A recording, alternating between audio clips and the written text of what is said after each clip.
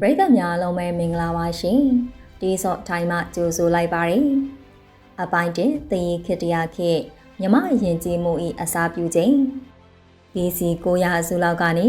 AD 900စုအထိနှစ်ပေါင်း1800ကျော်ကြာမြင့်ခဲ့တဲ့ဒီကာလဟာမြမယဉ်ကျေးမှုရဲ့အမြင့်တွေကိုခိုင်မာစွာစိုက်ထူပေးခဲ့တဲ့အချိန်လို့ပြောရပါမယ်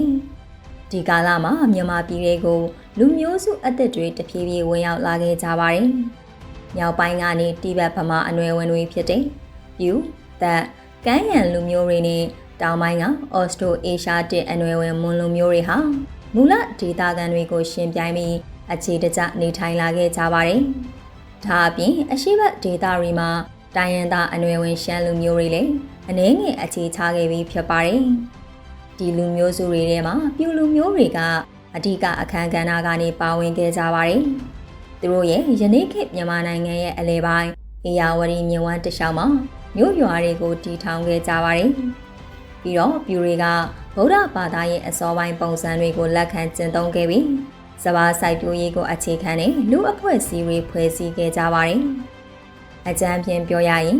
အေယာဝတီမြစ်ကိုအလဲမှတ်ယူရင်မြစ်ရဲ့အနောက်ဘက်ခြမ်းမှာပြူတွေအရှေ့ဘက်ခြမ်းမှာမွန်တွေအခြေချခဲ့တယ်လို့သတ်မှတ်နိုင်ပါတယ်။ဒီပြူခေတ်ကိုသမိုင်းပညာရှင်တချို့ကပထမပြည်ထောင်စုလို့သတ်မှတ်ကြပြီးမြင်တကယ်တော့ပြူတွေကဗဟိုအာဏာတစ်ခုအောက်မှာစီးလုံးညီညွတ်တဲ့နိုင်ငံတော်တစ်ခုအဖြစ်မဟုတ်ပေတီးခြားမျိုးပြနိုင်ငံငယ်လေးတွေအဖြစ်လဲပတ်ခဲ့တာဖြစ်ပါတယ်။ဒါပေမဲ့သူတို့ရဲ့ယဉ်ကျေးမှုနဲ့စီးပွားရေးကတော့မြန်မာသမိုင်းမှာအရေးပါတဲ့အခမ်းကဏ္ဍကိုထမ်းဆောင်ခဲ့ပါတယ်